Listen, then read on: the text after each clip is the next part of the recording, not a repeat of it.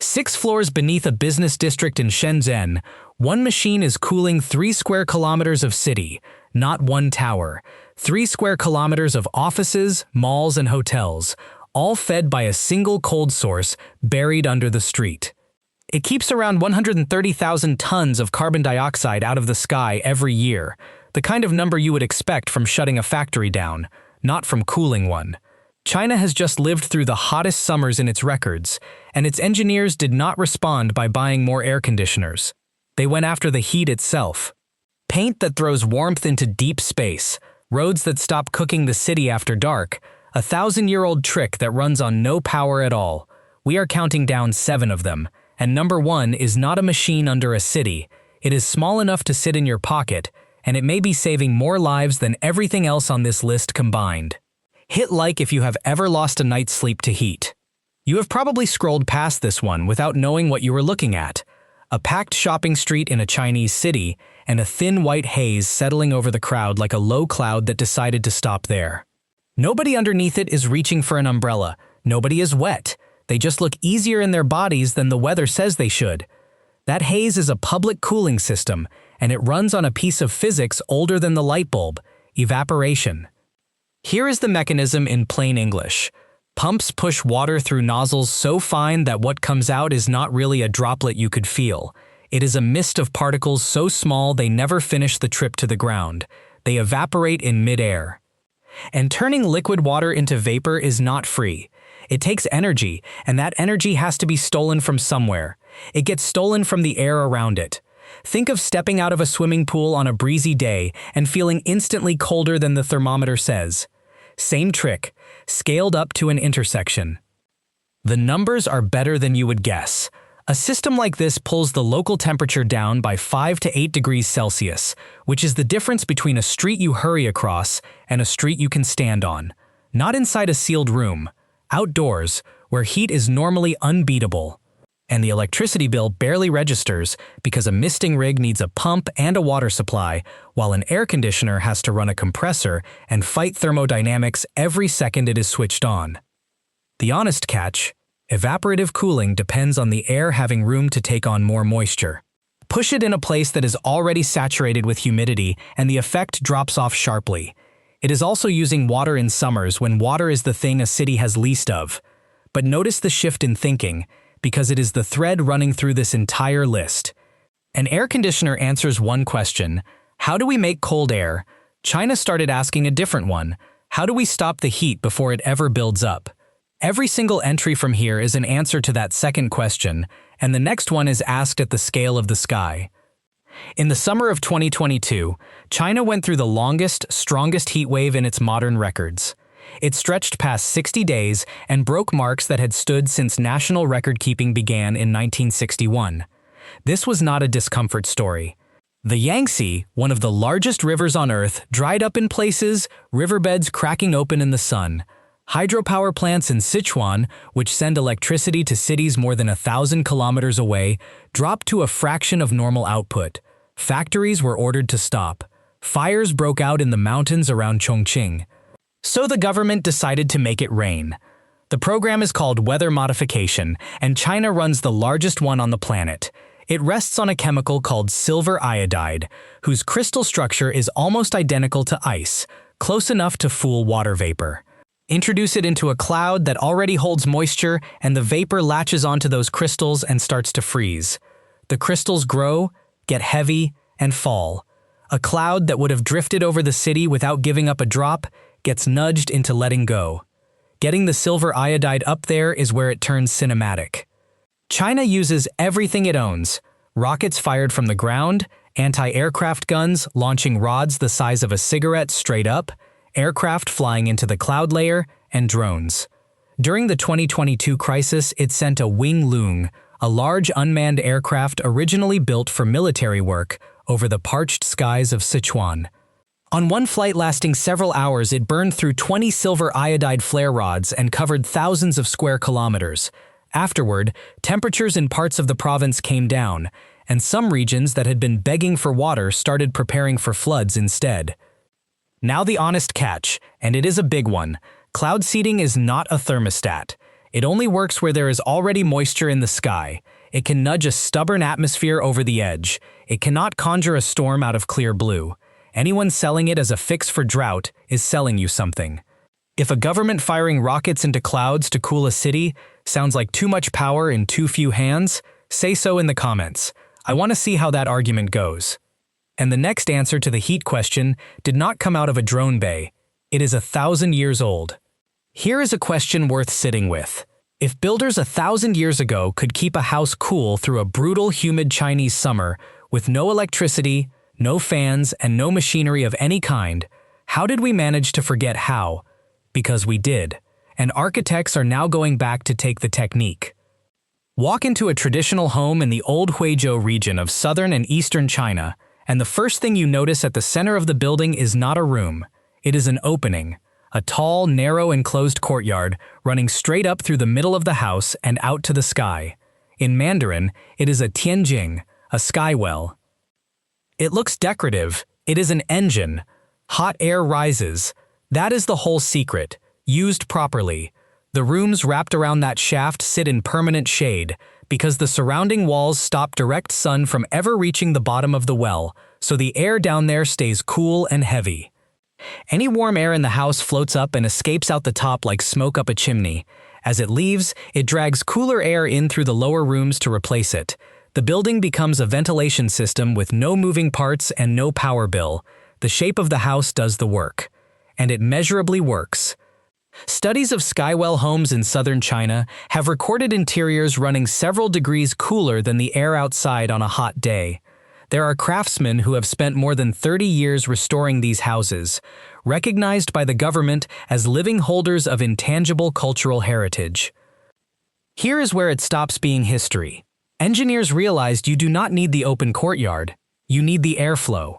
So in Guangdong province, a 68-story tower was designed with internal channels, vertical windpipes carrying natural airflow up through the building exactly the way a skywell moves air through a house. A 1,000-year-old idea scaled into a skyscraper. The honest catch, this only works if you design for it from day one. You cannot retrofit a sky well into a finished glass tower, which is why almost every building already standing is stuck with machines. Subscribe if you want more of this, the ancient engineering that quietly beats the modern version. The ancients were not primitive. They were still thinking about a problem we handed to a machine and stopped thinking about. And the next entry is a mistake baked into almost every city on Earth, including yours. Look at the road next time you are outside on a hot day. That black surface is one of the main reasons your city feels like an oven, and it is invisible to everyone. Black asphalt reflects somewhere around 5 to 10% of the sunlight landing on it, which means it absorbs roughly 90% or more. On a summer afternoon, that surface climbs past 60 degrees Celsius, and in places well past 70, hot enough to injure skin on contact. Then comes the part that actually ruins your sleep. The road does not just get hot, it stores heat, like a brick left in a fire. It bakes all day, and long after sunset, when you are waiting for relief, it radiates that warmth back out into the night. That is why the countryside cools after dark and your neighborhood does not. Scientists call it the urban heat island. Your city is literally a warm island sitting in cooler land, and the streets are the radiators keeping it lit. So Guangzhou and Shenzhen went after the ground itself, with what are called cool pavements. 3 approaches, usually layered. Solar reflective coatings, so the surface bounces a much larger share of the sun's energy back up before it can ever become stored heat. Thermal blocking paints, which slow heat from soaking down into the lower layers. And highly porous materials that hold moisture, so the pavement can shed heat by evaporation. The same trick from number 7, built into the ground. Field tests on these coatings have measured road surface temperatures dropping by roughly 7 to 14 degrees Celsius against ordinary asphalt under identical sun. The honest catch? Coatings wear, roads take constant traffic, grit and rain, and a reflective surface that gets dirty or scuffed loses part of its advantage. So this is maintenance, not a one-time fix. Lighter roads can also throw more glare at drivers, which has to be engineered around. But multiply even the low end of that across every major road in a city, and you are not cooling a street. You are turning down the heat island itself, at night, when it decides whether people sleep. Quick one. Would you accept a light gray road outside your house if it dropped your street by 10 degrees? Tell me yes or no below. Cooling the ground is one thing. The next entry cools a building using nothing but a coat of paint and the temperature of outer space. This is the one that stops people mid-sentence, because it sounds like a lie. A paint. You roll it onto a roof and the building gets colder. No wires, no compressor, no machine of any kind, and it keeps working while sitting in direct, blazing sunlight. It can even push a surface below the temperature of the air around it, in daytime, which sounds like it should be illegal. It is not fighting the heat, it is throwing the heat away. The technology is called passive radiative cooling, and it does two jobs. The first is easy to picture. The paint reflects almost all incoming sunlight, so most solar energy never gets absorbed. A very white surface stays cooler. Fine. The second job is the clever one. Everything warm gives off heat as infrared radiation. Your skin, the road, the roof. Normally that radiation travels a short distance and gets absorbed by everything nearby, so the heat goes nowhere. It just moves around the neighborhood. But there is one specific band of infrared wavelengths the atmosphere is essentially transparent to. Heat radiated at exactly those wavelengths does not get trapped. It goes straight up through the sky and out into deep space, which sits near absolute zero. This paint is tuned to emit in that band. The roof is using the universe as a heat sink, 24 hours a day, and the universe never sends a bill. Not a lab curiosity either. A team out of Hong Kong developed a commercial version, and the results are hard to argue with. Indoor temperatures pushed down by around 10 degrees Celsius, and cooling energy savings that can approach 40%, because the air conditioning inside barely has to switch on. It has already been rolled out across hundreds of projects in dozens of countries. The honest catch, it is a roof coating, so the benefit lands hardest on low-rise buildings with lots of roof per floor. In a 40-story tower, the roof is a small hat on a very tall head. It also needs to stay clean and white, and dirt is the enemy of reflectance. Remember the thread, stop the heat before it arrives. This is that idea at its purest. And now we go from cooling one building to cooling an entire district from a single machine. Picture a business district. Dozens of towers, offices, malls, hotels, apartments. Now picture the normal way to cool it. Thousands of individual units bolted onto thousands of walls, each running its own compressor, each holding its own refrigerant, all of them fighting the same heat separately and wasting energy doing it. China looked at that and asked the obvious question nobody asks. Why cool a district with 10,000 small machines when one enormous machine would do?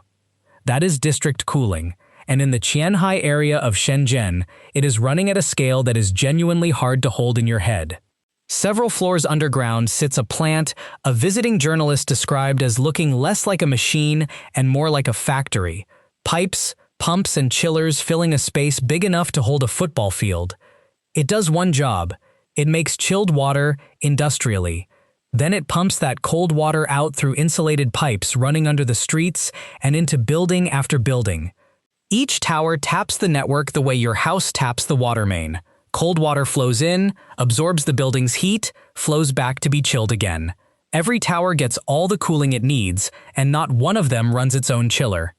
Here is where it gets bigger than it first sounds.